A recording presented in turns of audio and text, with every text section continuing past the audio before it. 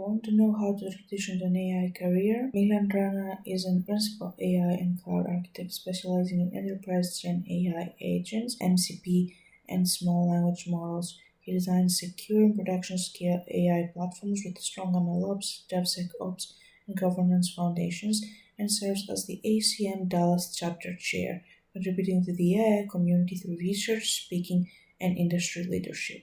Thanks Paraskevi and thanks to Tech Break by Friday for inviting me today. Beginning of 2026 and we are already into AI world.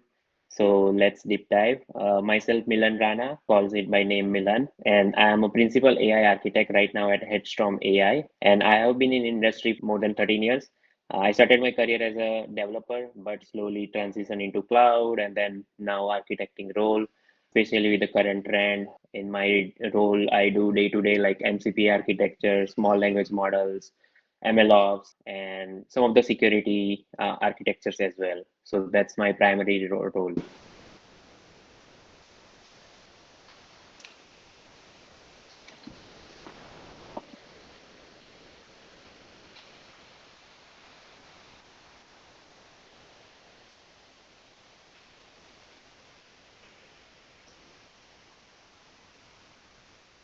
Yeah, I think as an architecture perspective, I would try to understand the niche of it or the ground of it, like what they want to achieve with AI. They want to play with data, where the data is right now, what cloud they are leveraging, sort of evaluation and familiarity, the AI journey.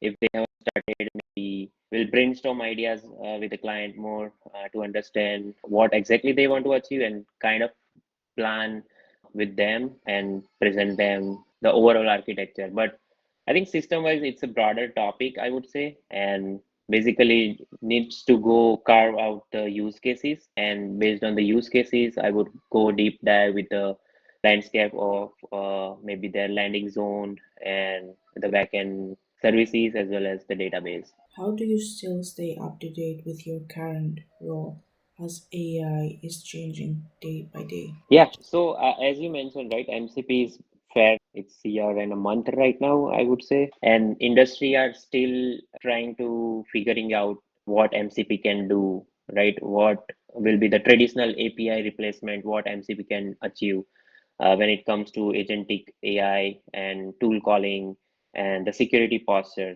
So there are like MCP can do pretty much like the traditional workflow where you have some automation from A to B, and then depending on the authentication or authorization method, MCP can pretty much do everything for you, pass it to the LLM tool.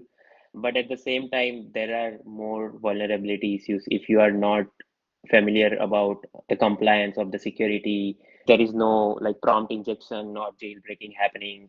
So all of this criteria needs to be considered.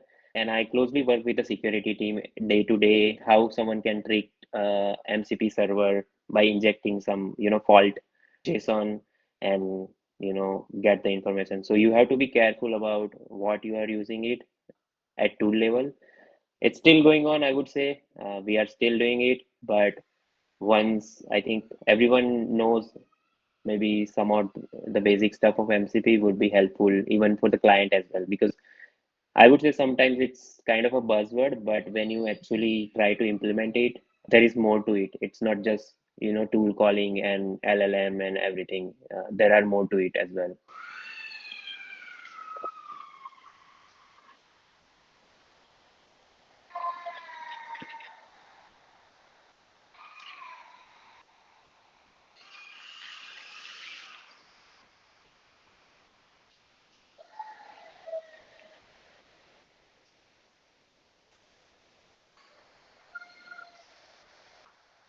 E- How do you approach an AI journey with a client that is not familiar with AI?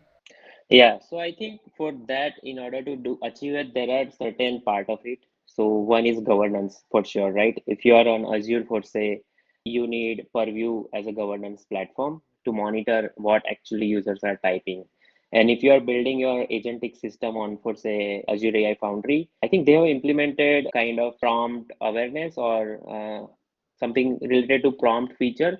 If you consider that under PII data or blocklisted of the word set, then user cannot use that basically. It will throw an error. So there are certain features that for sure cloud service provider have offering, but on top of it, for there is internal things. For say, let's if there are two company merger acquisition happening, and if there is an email in within the organization saying that okay, this we are buying this company, but it's not yet published in the news, and if someone tries to search on ChatGPT, it should not allow you because those are not officially communicated to the media, right? So those are some of the custom, I would say, prompt. Maybe you need to block it, and company needs to find a way. There is not accurate, I would say, system that can go to each user request and kind of block it.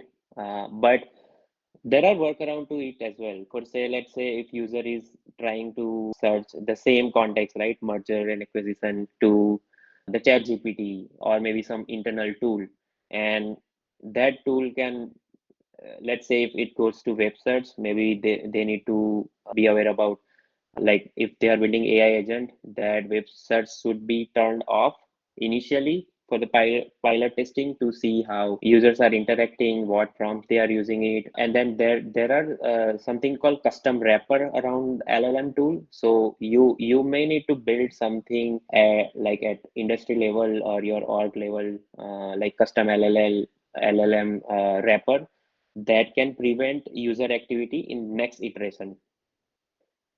So some sort of, I think I would say custom wrapper around LLM needs to be developed at industry level for some of the prompt injection, some of the blockers for the MCP.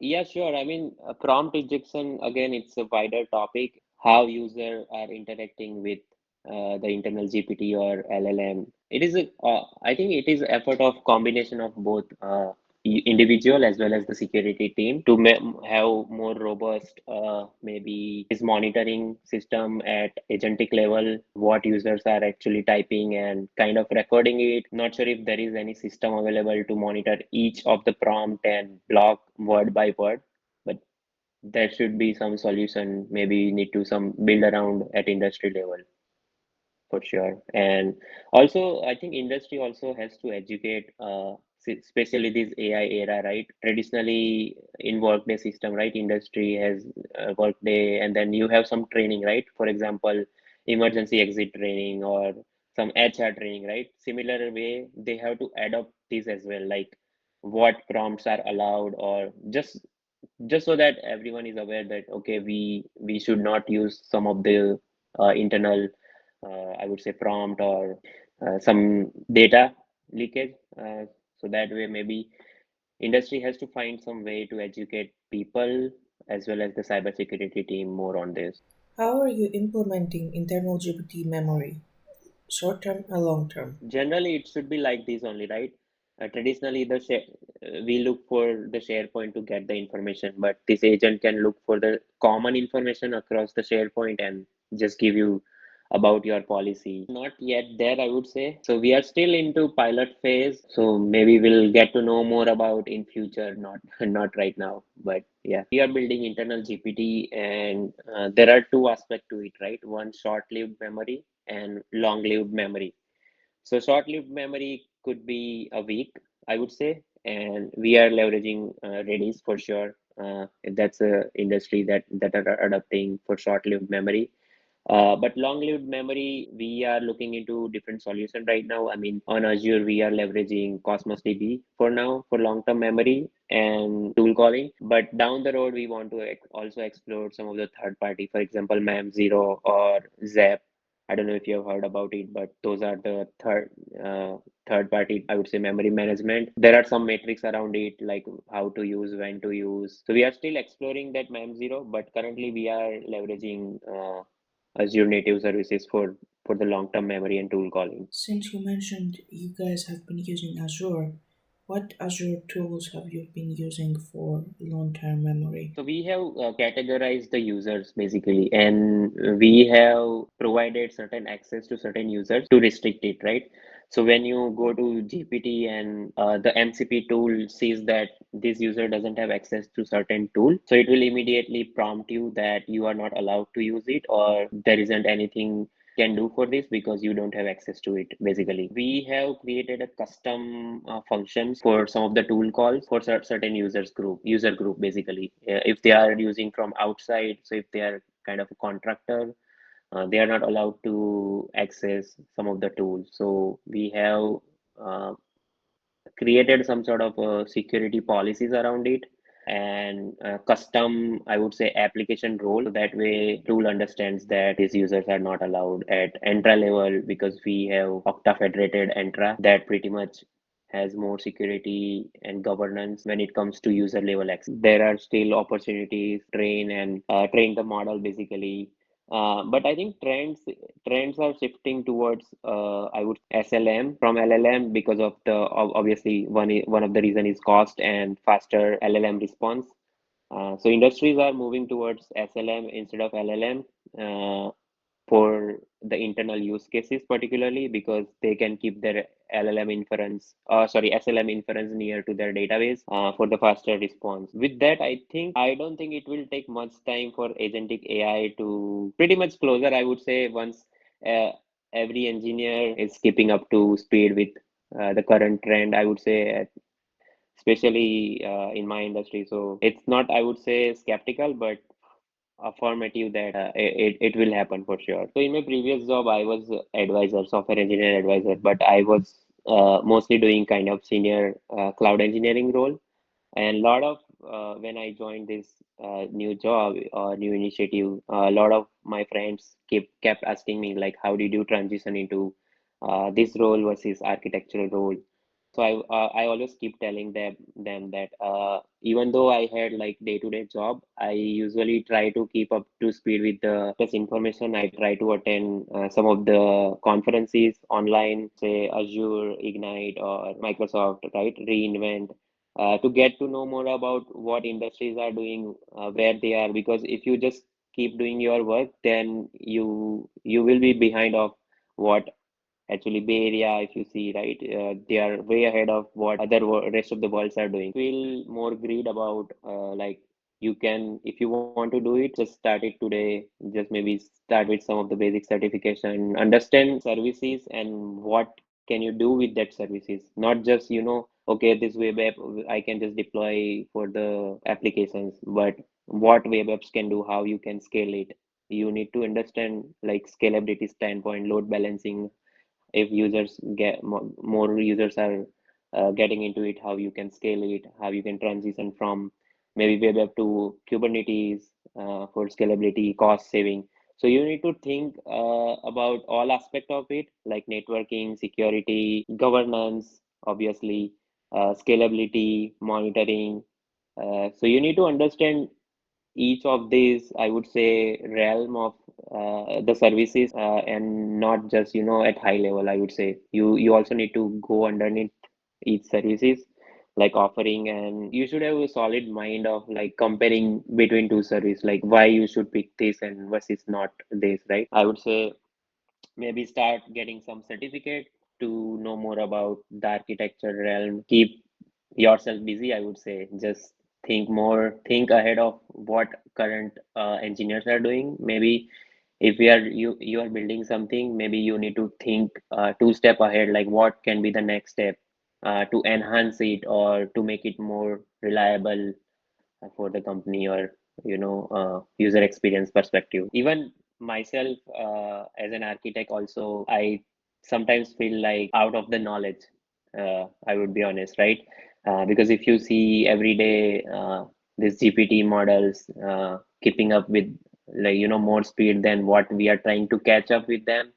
They have some other thing, but only, I think one thing I would say is maybe just get to the core of it, because that will be for sure. Even though ChatGPT is doing different enhancement and some of the things, but I would say to keep up to speed with what you do and maybe just get underneath, like whatever you do, do your best. Always try to find a gap in existing solution, because I'm sure that there isn't any application which is 100% uh, trustable, reliable, and you know, just one time, okay, this is it. There is always a gap. So maybe just find that gap is what I would say. But I think for AI also, I know from where to start. I would say uh, that's a basic question. Everyone is like discussing these days, and everyone wants to get into AI. I would say just start it some basic concept of what AI does, like how it is important to you and what problem you want to solve it in future, basically, right? If you are into pharma industry, there is so much, I would say, scope, right? Because still lots of discovery needs to be happen. So it's not like AI is there and we are done with it. So just start with basic AI concept. Get to know any cloud services. If you are familiar with about Google, I would say just go with Google, Azure, AWS. Just start with any basic certification to more about this, and then just start. I think step by step, not like much into detail, but yeah, just start. And I would say participate in all the conferences, connect with more people, read blogs to know more about the latest trend, and maybe ask for the help. That's what I can say. Thank you for coming on Tech Break by Friday. It's an honor to have you as a guest, and we are looking forward for the next one.